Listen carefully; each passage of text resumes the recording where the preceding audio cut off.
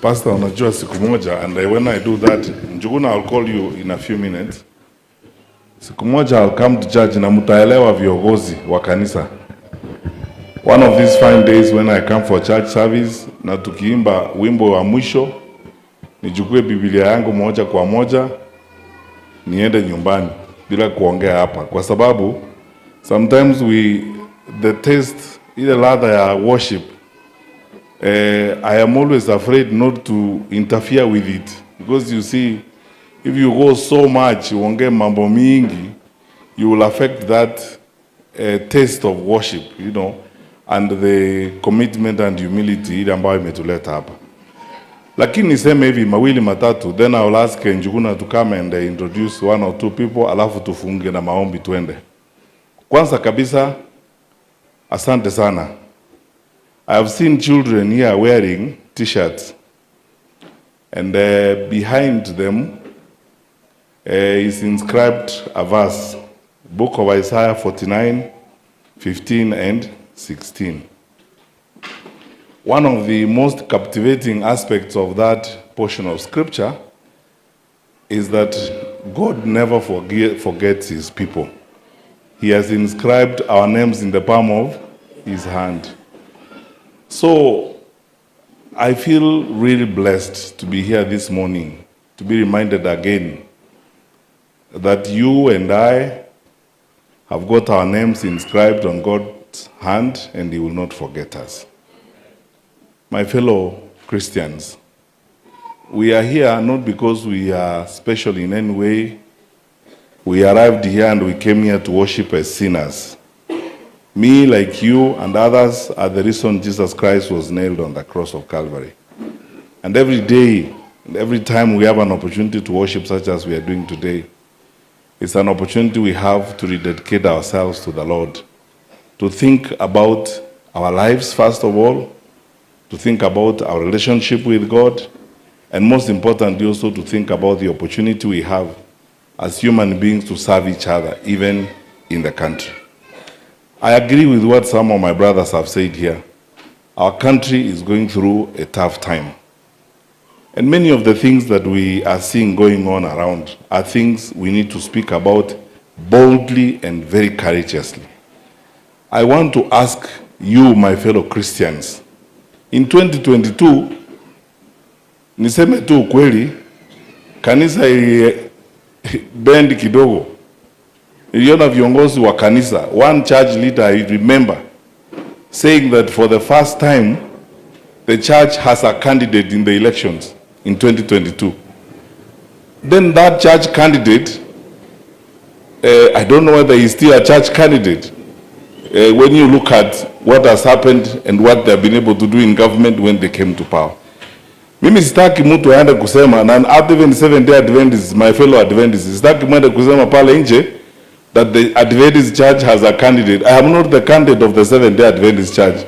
I am a sinner, a worshipper like all of you, who comes here to bleed for forgiveness for my sins. But I would like our presence here to mean something when we talk to each other. If we come here and speak from this point, we speak very honestly and very candidly.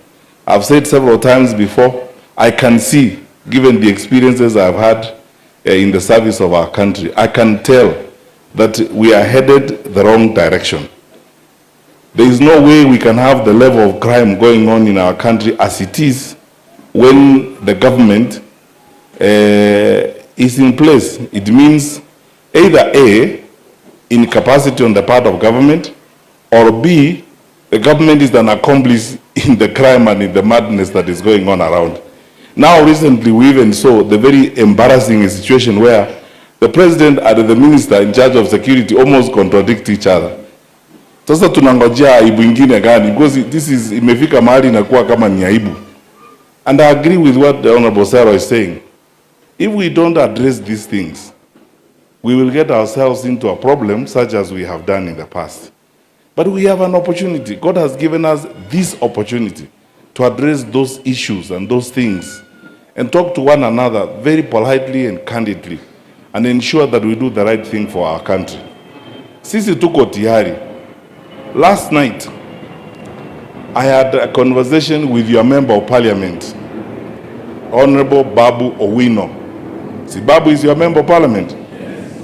And we actually ought to have been here with him. It's just that he had to go to a rally out in Trans Nzoia. But we are together, we talk all the time. Sisi zote tuko timu moja. We are interested in the way in which we can correct the challenges of our country. So, Mheshimiwa Babu Owino aliniambia niwasalimie. Mmepokea salamu yake? Asante sana. Na wale wengine, wiki hii tumekuwa na wale viongozi wengine walinda mwananchi, Sifuna, na wajumbe wale, hata wale wa kwetu wakina Senator Onyonka na wengine. We are one team. We are facing one direction because we are interested in improving this country. Mutuombee tafadhali ili shetani azituingilie. Najua wale ndugu zetu wako kwa serikali nao wana maombi yao. Maombi yao ni kwamba tugawanyike. They pray every day that we quarrel, we disagree. They are the only people who pray for a quarrel. Najua watu wanaombea, they pray that we don't agree. That me and Kalonzo, we don't agree. That me and Gashawa, we don't agree. They pray for differences. Tunawaombea hata wao waombee mazuri badala ya kuombea vitina. They pray that we disagree. But I can see, and I think what I am seeing in the conversations we are having, God will not fulfill prayers for quarrels. Mnafikiri Mungu atakubali maombi hayo? Pana, Mungu anataka watu wake wakae pamoja, na tutakaa sisi wote pamoja. Tusaidie nchi yetu tuende mbele tukiwa timu moja. Nikimalizia, ni kweli pia Wakristo tuwaambie tukiwa kwa kanisa, this is, if you cannot speak the truth and honestly here, where will you speak it anyway? We have seen some things that are very interesting recently. I saw a cabinet minister talking about Kikuyus in the wake of the Ukalao elections and using language I can't even repeat, especially when I'm in church, in reference to a community in the country. Lakini unajua Biblia pia inatumia haya maneno. Tunasoma story ya wale wasichana watano wa wise na wengine watano walikuwa wajinga. Hao watano walikuwa wajinga ni kama huyo waziri. Kwa hivyo hata Biblia inasema unaweza kutumia hilo jina hapa. Very foolish, you know, because the leaders don't profile communities.